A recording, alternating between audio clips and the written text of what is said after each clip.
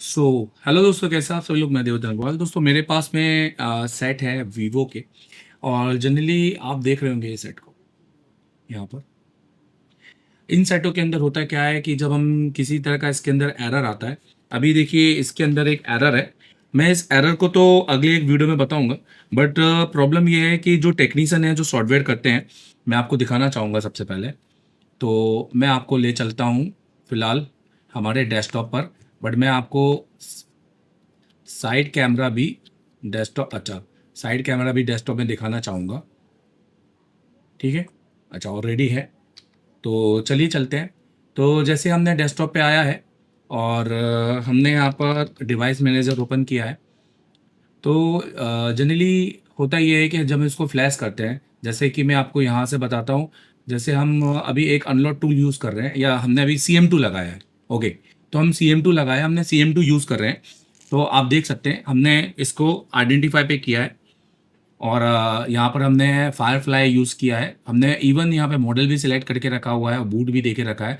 अब जनरली ज़्यादातर लोग इसको मॉडल सेलेक्ट नहीं करते हैं, और यहाँ से हम चाहें तो मॉडल भी बूट के हिसाब से सेलेक्ट कर सकते हैं। जो वीवो का Y90 हम यहाँ पर ले सकते हैं। Y90 आप ये देख सकते हैं। तो हम यहाँ पे आइडेंटिफाई करते हैं। और आइडेंटिफाई करने के टाइम पे जब हम इसमें केबल लगाते हैं, ठीक है, बैटरी के साथ में, तो उसको फ्लैशिंग करने के टाइम पे तो आप नोट कीजिएगा। ठीक है। हम इसमें केबल लगाते हैं और हम इसको कनेक्ट करेंगे। तो देखिए कनेक्ट होने के बाद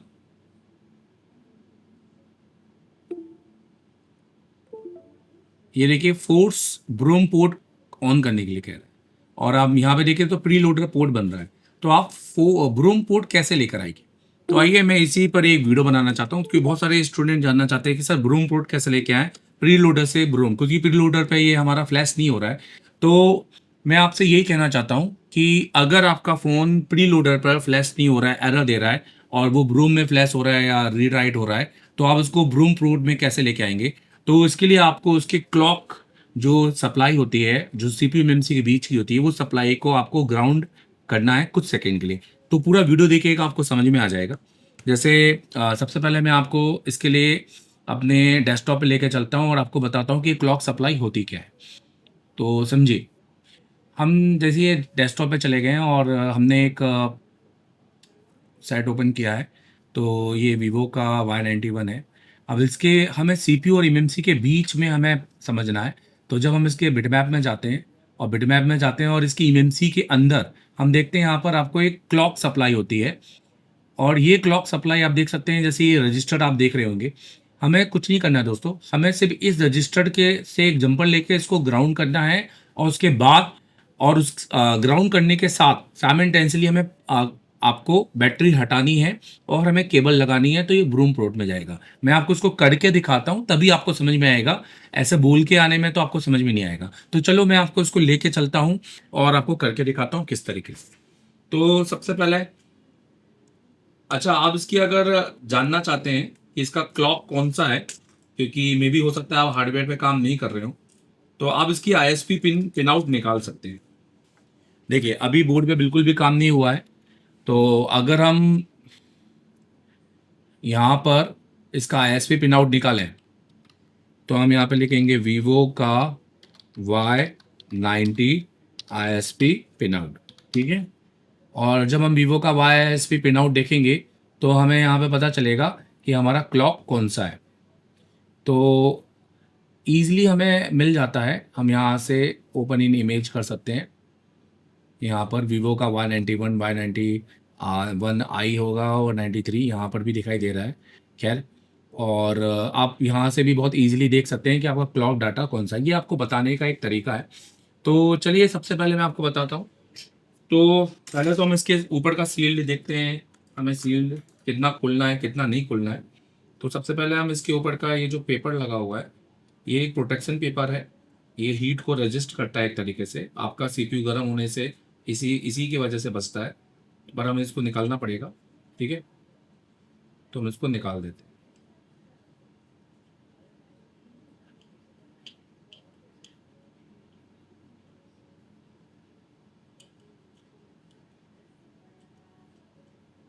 करना क्या है, हमें यहाँ पर इस रजिस्टर को हमारे आईएसपी के हिसाब से हमें यहाँ से एक जंपर निकालना है। ये देखिए, इस रजिस्टर से हमें जंपर निकालना है और जंपर निकाल के हमें बाहर निकाल के रखना है। देखिए मैं आपको दिखाता हूँ किस तरीके से।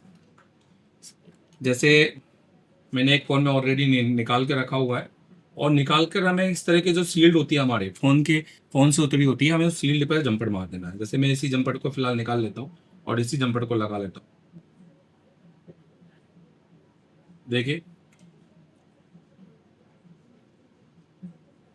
तो जंपर लगाने के लिए सबसे पहले हम पेस्ट का यूज़ करेंगे।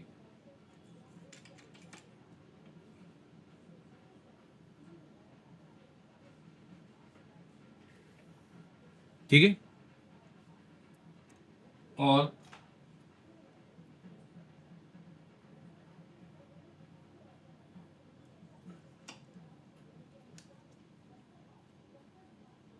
कुछ इस तरीके से जंपर लगाएंगे जैसे कि आप देख रहे हैं। इससे बहुत आसानी से आपका जंपर लगेगा एक बार।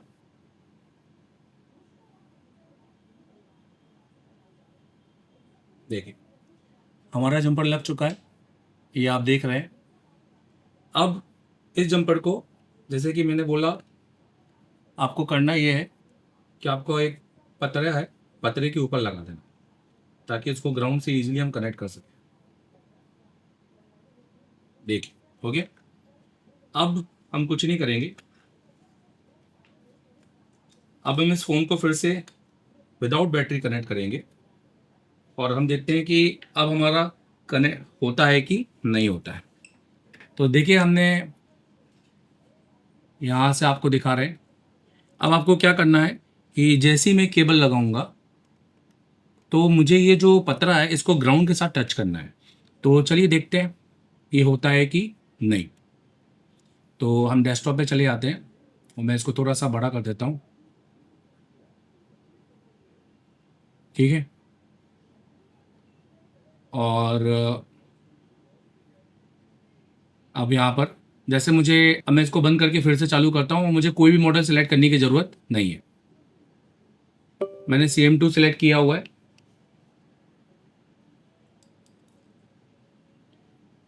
ठीक है, CM2 आ गया है।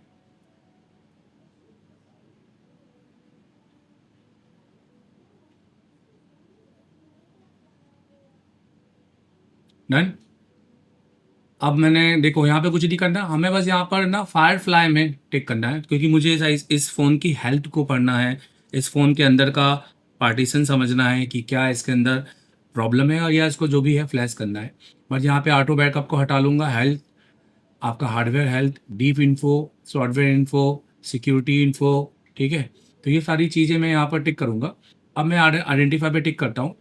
कुछ भी नहीं है, कोई ऐसा अलग से सॉफ्टवेयर डाउनलोड नहीं किया। आप सिर्फ देखिए ग्राउंड को टच किया है, बैटरी नहीं लगानी आपको, और आपको ये लगाना है। और अब चेक करेंगे हम।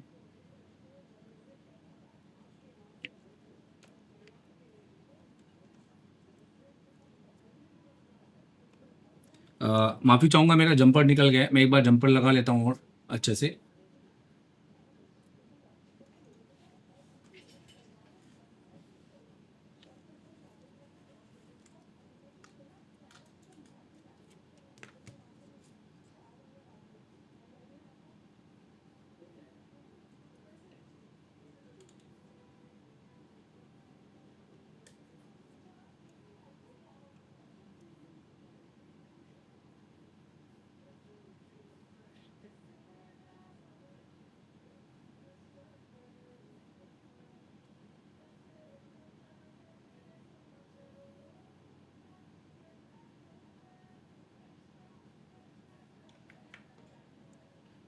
दोस्तों, इस बार ये जंपर ना निकले, इसके लिए मैं आपको एक उपाय बताता हूँ। हम इस पर ना ऐसा टेप लगा देंगे। ये देखिए, क्योंकि इससे क्या होता है, जो जंपर खिंचता नहीं है। अब हम वापस जाएंगे और हम अपने फ़ोन को कनेक्ट करते हैं।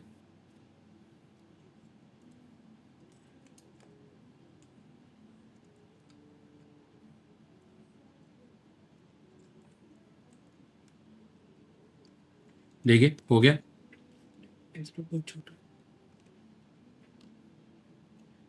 अब सेम तरीका, स्टॉप करेंगे, फिर से कनेक्ट करेंगे, नहीं तो टाइम आउट एरर आ जाएगा। ठीक है, देखिए देखिए। और देखिए दोस्तों, इस बार ये ह- हमें बता रहा है MLC स्टेटस इसकी एंड ऑफ लाइफ है। तो ये कनेक्ट हो चुका है पूरी तरीके से, आप देख सकते हैं। तो इस तरीके से हम फ़ोन को कनेक्ट करते हैं ब्रूम मोड में, प्री लोडर से ब्रूम मोड में। आई होप कि आपको समझ में आ गया। हमें क्लॉक की लाइन को ग्राउंड करना होता है। अब आप देखो, इसकी इन्फॉर्मेशन को मैं थोड़ा सा आपको पढ़ के बताता हूँ। तो इसकी इन्फॉर्मेशन पढ़ने के लिए सबसे पहले मैं इसको अपना थोड़ा छोटा कर देता हूँ, ताकि ये मेरे इसके इंटरफेस के सामने ना आए। अब आप, अभी भी इसमें चल रही है चीज़ें, अभी भी ये ख़त्म नहीं हुआ है। देख लिए उसका बैकअप रीड कर रहा है, जो बैकअप बोलते हैं हम इसको, कस्ट फाइल सिस्टम, और ये सारी चीज़ें आप देख सकते हैं धीरे धीरे ये रीड कर रहा है। हम इसको स्टॉप कर देते हैं फ़िलहाल, क्योंकि अभी हमें इसकी ज़रूरत नहीं है। फ़िलहाल हम इससे अब देख सकते हैं कि हमने क्या क्या जानकारी निकाली है। तो बहुत सारी जानकारी हमें यहाँ पर मिली है। तो पहले क्या था कि पहले ये हमसे कह रहा था कि फोर्स ब्रूम पोर्ट में हमें लेके आइए। हमने, अच्छा, उसके लिए volume up volume down test, तो और टेस्ट पॉइंट। जब वॉल्यूम डाउन वॉल्यूम अप से आपका काम ना हो तो आपको टेस्ट पॉइंट यूज़ करना होता है। अब इसके बाद हमने ब्रूम आपको बूट करवाया ब्रूम पोर्ट पे। तो उसने हार्डवेयर का इंफॉर्मेशन लिया हुआ है, जिसके अंदर ये आपकी SOID है। तो ये काफ़ी इंपॉर्टेंट होती है दोस्तों, SOID। बेसिकली ये SOID आपकी तरह से काम करती है। जब आप RPMP की को रीजनरेट करना चाहते हैं तो हम इसी को कॉपी कर लेते हैं जनरली। ठीक है। दूसरा, यहाँ पे आप देख सकते हैं ऑट हमारा ओके दिखा रहा है। फिर लिबस के जो सॉफ्टवेयर ड्राइवर्स है वो भी उन्होंने ओके दिखाया है। और ये हमारी CID है, जिसको हम कार्ड आइडेंटिफिकेशन कहते हैं, ये भी हमारा ओके है। हम यहाँ से इसको कॉपी कर सकते हैं। हमारा MMC SK INS है, और ये इसके सीरियल नंबर है। और ये बूट 1 का इसका साइज़, बूट 2 जिसके अंदर आपकी प्रीलोडर की फाइलें, आपके फर्स्ट लोगो सेकंड लोगो, और आपका यूज़र टोटल 16 GB का जो बता रहा है 14 GB है। इसके अलावा आप यहाँ पे देख सकते हैं CHD आपको दिखाई दे रहा है, टेम्पररी राइट फॉल्स फॉल्स। अब ये परमानेंट राइट प्रोटेक्टेड फॉल्स बता रहा है। और WP ये पार्टीशंस बता रहा है। तो ये भी आपको यहाँ पर, मतलब ये इसकी पूरी तरीके से जानकारी नहीं दे रहा है। नीचे आप देख सकते हैं EST CHD वर्जन आप देख सकते हैं 1.8, MMC 5.1 दिख रहा है। और आप यहाँ पर देख सकते हैं कि पार्टीशन कॉन्फ़िग यहाँ पर दिख रहा है 48। इसका मतलब है ये आपका बूट एकदम, क्योंकि तभी ये पोर्ट बना रहा है प्री लोडर का। और यहाँ पे आप देख सकते हैं पार्टीशन एज कंप्लीटेड, मतलब ये बता रहा है जी आपका इसका हेल्थ अभी रिपेयर नहीं हुआ है, फॉल्स है। ठीक है। उसके अलावा बूट साइज, आपका RPMB साइज, ये सारी चीज़ें बता रहा है। और यहाँ पे स्टेटस बता रहा है लेस देन 80% है। पर आपकी A का साइज तो है, पर B का साइज आपका एंड हो चुका है। इसका मतलब है इसमें हेल्थ की प्रॉब्लम है। और इसमें कुछ ना कुछ एरर आएगा, रेड स्टेट एरर आएगा, या फ्लैशिंग में कुछ एरर आएगा, या फास्ट बूट मोड पे चला, कुछ भी हो सकता है इसके अंदर। पार्टीशन टेबल GPT यहाँ पर आपको टोटल 42 एंट्रीज दिखा रहा है। और फिर उसके बाद पार्टीशन टेबल्स की एंट्री।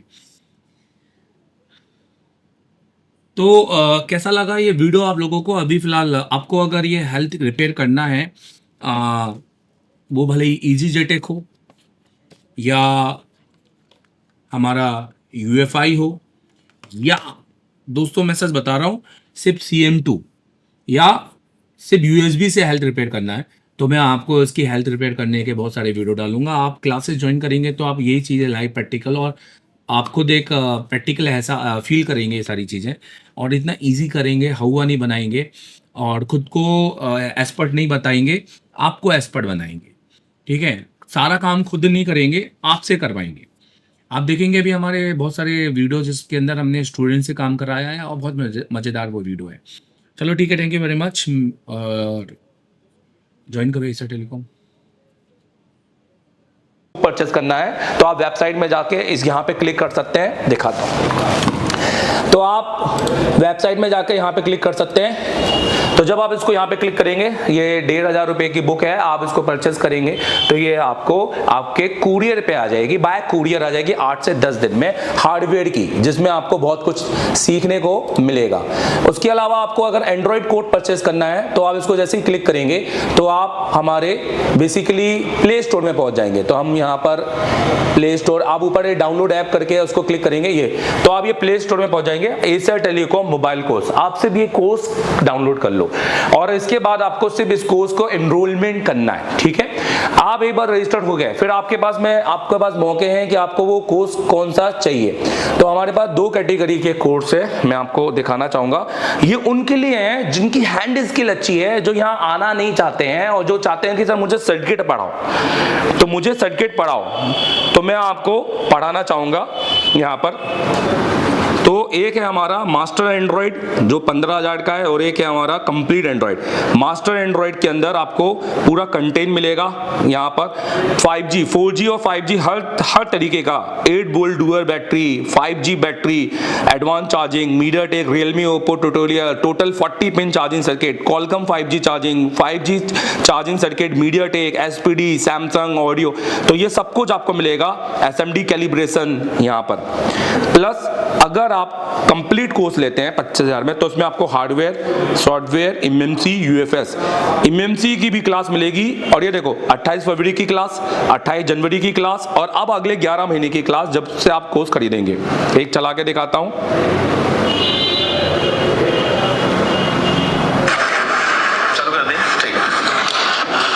सबसे पहले हम स्टोरेज आईसी के बारे में समझेंगे। किसके बारे में समझेंगे? अब हम MMC नहीं बोलेंगे, समझ में आ रहा है कि नहीं आ रहा है? अब हम MMC मैं आपको एक मैं अपना दिखा देता हूं।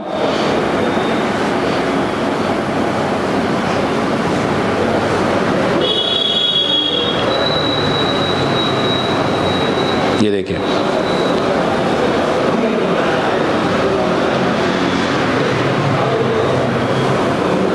इसके अलावा ये आपका फिर से नेटवर्क का सेक्शन हो गया। यहाँ पे 4G PFO लगा है और ये भी आपका पूरा नेटवर्क, क्योंकि इसके बाद ये जा रही है VREGW, कौन से डायोड? लैग, मतलब जिन डायोड। चलो डन। तो आप इन कोर्स का फायदा उठा सकते हैं। अगर आप बांग्लादेश से हैं, अगर आप किसी दूसरे नेपाल से